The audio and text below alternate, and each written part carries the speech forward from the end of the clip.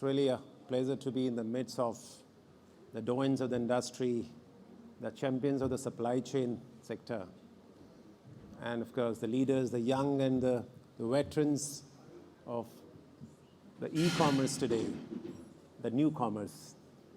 Wonderful to be in the midst of you, and it was really a delightful experience to listen to you all, the young ones here, and doing great job, right?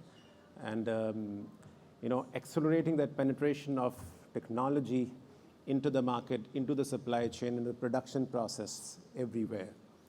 Today we see the supply chain is like omnipresent. I really feel too good about it. And the kind of work which is going on is really tremendous, and I'm really feeling so elated to see the kind of conversation which is going on, and the kind of outcomes which we are seeing in the market and in the country. It's really wonderful. A couple of days back I was in Japan, and since we are now used to so-called hyper-local fast deliveries, online deliveries, like blink it, you blink and things are there, kind of services. And there, when we thought of having some food or some essential things to pick, I inquired from the people there. I'm talking about a country which is considered as a leader in the world in the technology, right? And we, in our days of childhood, look towards such countries. Today, when I said, can we get something, even some food items or anything of that sort, consumer items, in an hour's time, it was like not possible for them to believe it even, right? And when I shared our story that we are getting things delivered in 15 minutes, they said you must be producing at your own home, right? You can't deliver it that fast. It cannot be possible. So this is how we have gone past and at a very fast rate.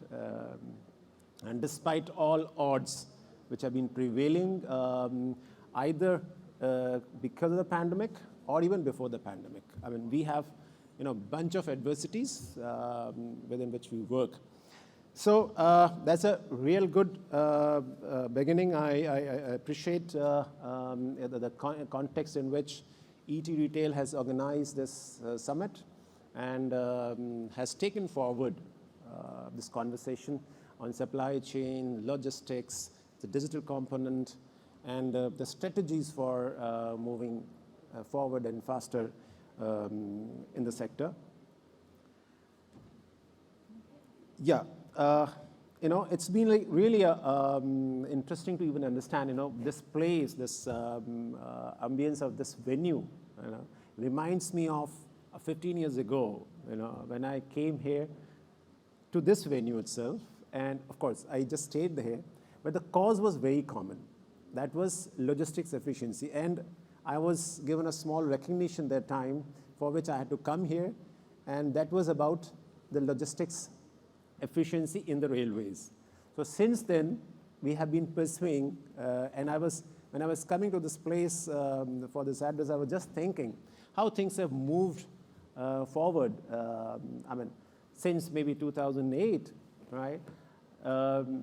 Where things were like, the business was definitely growing, the economy was growing rapidly, and I'm talking about 2008 with subprime crisis was also there. Like pandemic we have in 2021, 22, or later 2020. Despite that situation also, we were doing so well. And then post that, we have grown very fast even, all right? And today again, post the pandemic, we have grown at a very rapid pace, be it in the business, and especially in the logistics sector or the supply chain to talk about. And the learnings of the past, maybe a decade and a half, have given us good lessons, and we have taken them also seriously. If I look back, the logistics sector, whenever we're talking about, even in conversations or discussions which were being held either within the government or outside the government in the private sector, every time there were a couple of concerns which were expressed by most. And there was no consensus, but there was no consolidation. The concerns were, this sector is fragmented. The sector does not have a definition. The sector does not have probably a policy of the government, either of the state governments or at the center. There is huge amount of skill deficit. There is not much of the technology which has been adopted. Maybe the digital technology was not much even talked about. So if technology was to be talked about a decade ago, it was about automation, mechanization, kind of, in production process or in the logistics sector. Now, after that, or even during that, in last 4 or 5 years, or maybe 10 years so, there has been also a great conversation, lots of debates which have happened in the private sector, and lots of forums have also come into being, and they have also tried to identify the issues, problem areas, and maybe then ending up with the question, what should be done to overcome all these things, right? This what should be done was always a kind of a unanswered question. Now, post that, and also the experience of pandemic, the government took an initiative and living up to the expectation of the people, or maybe fulfilling the expectation to the extent possible, came out with 2 landmark initiatives. One of them is called PM Gati Shakti National Master Plan, which was launched in 2021 in October by Honorable Prime Minister. And successively in month of September in 2022, we have also launched National Logistics Policy.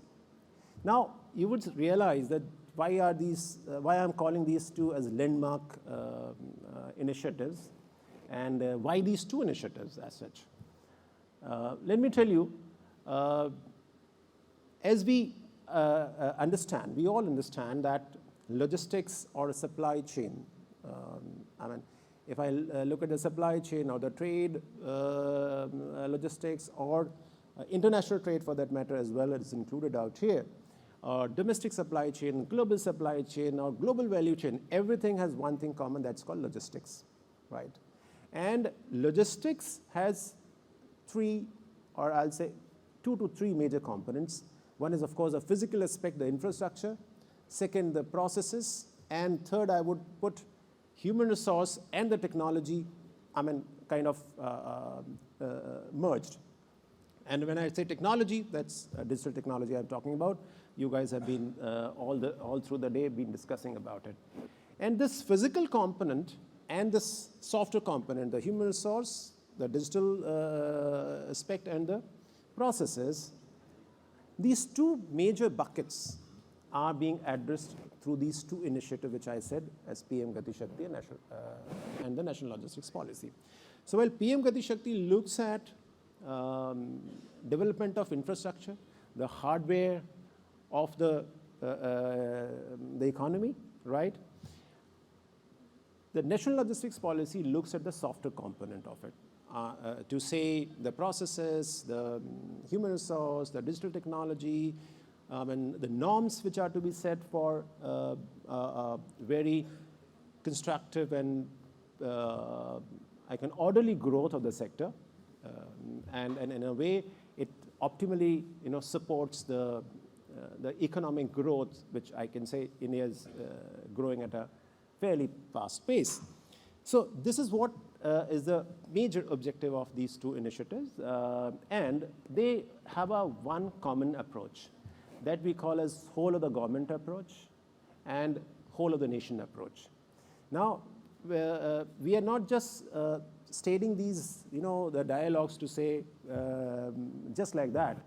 When I'm saying whole of the government approach, that means entire government is coming together for the purpose of development of infrastructure, which is the backbone of not only the logistics sector, but also the entire economy and even the society.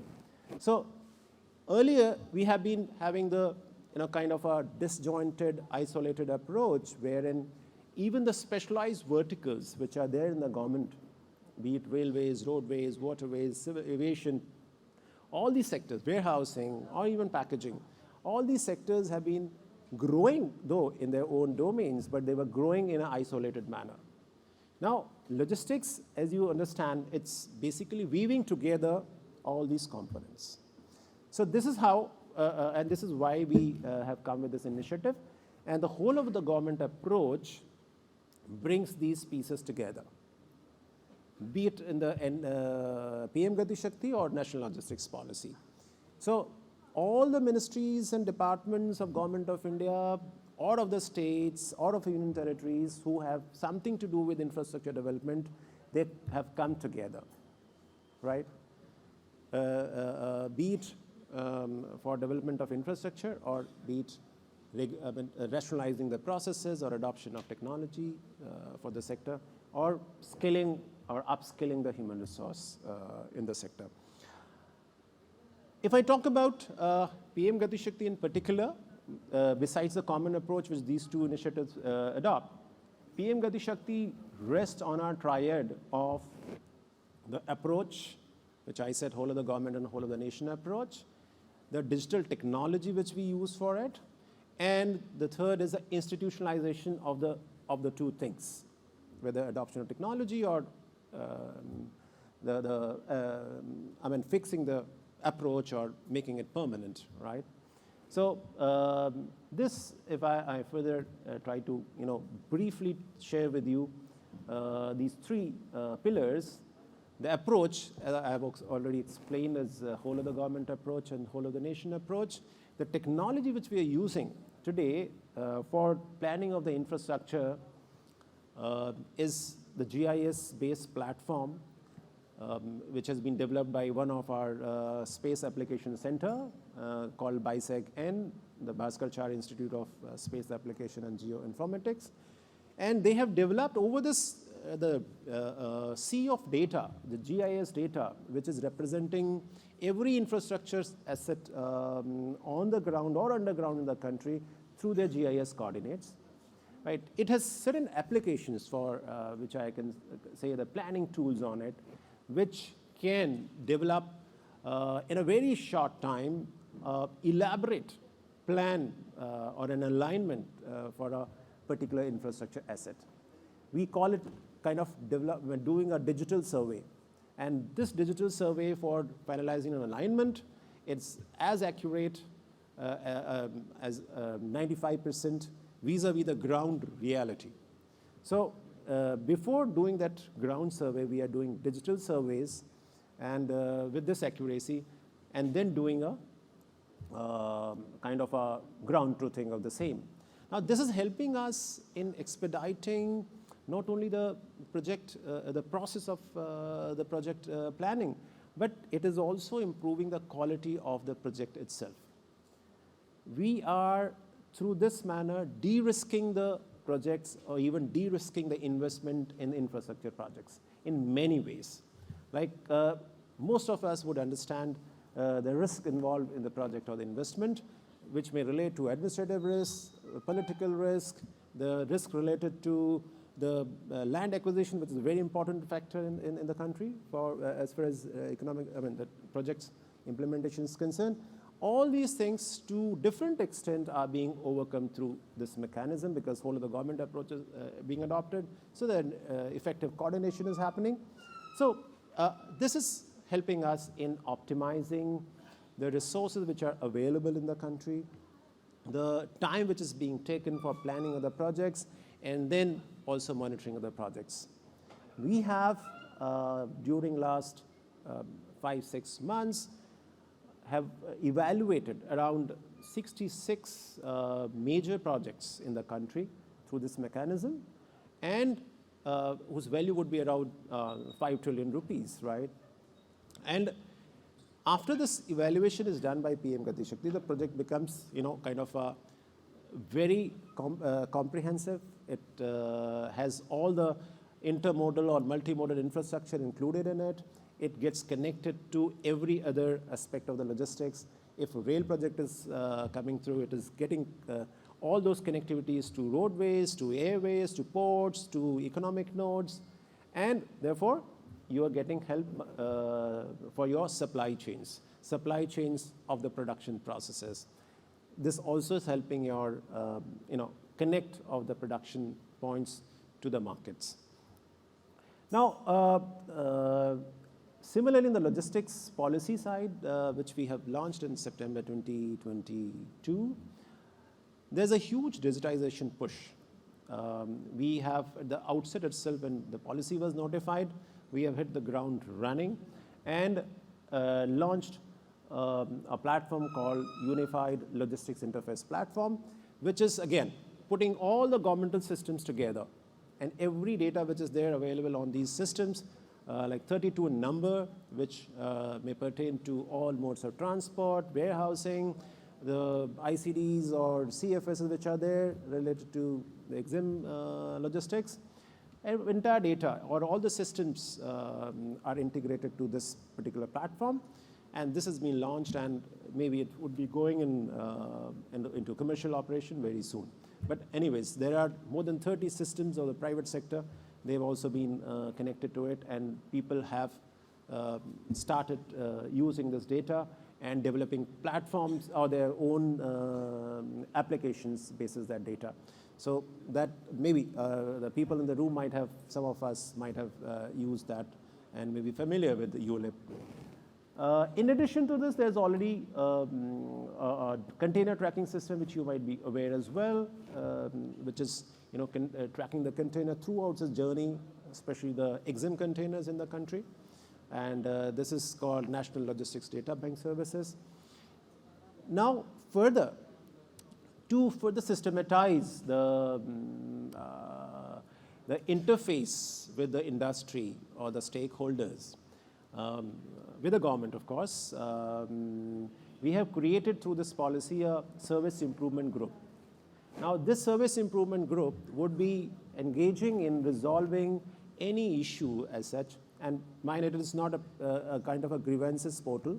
It's a issues resolution process, which may be relating to the logistics sector and which might be coming in the way of attaining efficiency in the logistics sector. This particular service improvement group, which has all the ministries concerned, again, who have come together, is supported by a digital platform called e-logs. And any innovative suggestion, solution, or any issue for that matter, which industry wishes to share with the government and get it examined by the government, by various departments, that can be done through this e-logs platform, right? And as I said, digital push has been already there in development of infrastructure. This ULIP is further connecting to other digital systems of customs or of railways or of shipping. And shipping ministry has also launched one more platform called National Logistics Portal Marine.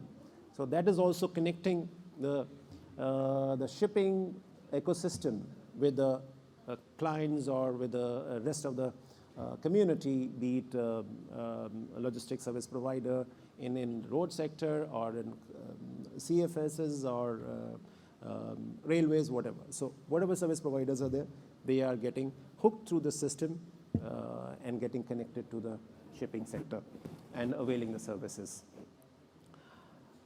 And to talk about further technology push which is happening in the government, besides PM Gati Shakti and National Logistics Policy, we are also working on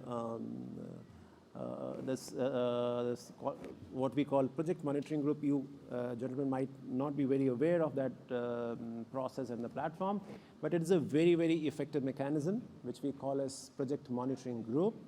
And it has a platform which has integrated data about every major project going on in the country and under implementation. It is resolving all the issues relating to these projects, and many of them are of the logistics sector. So that's also happening.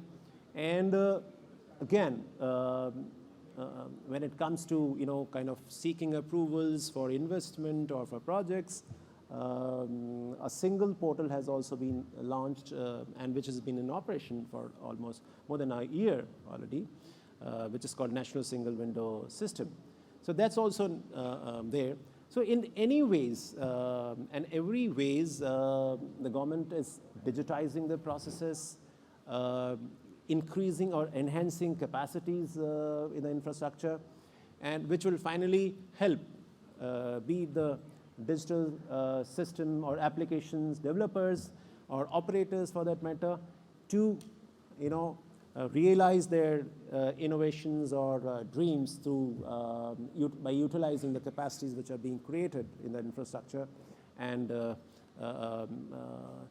also through facilitatory framework which government has provided to the sector.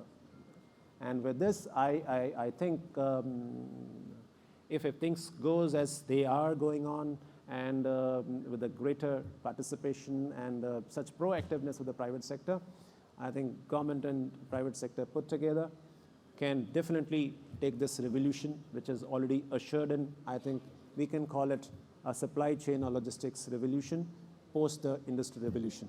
And probably we may be the origin of this revolution, which would be remembered maybe in the later years. So I wish all the best to you, and to myself as well, right? And we in the government to be able to take this revolution forward and at a faster pace. Thank you very much.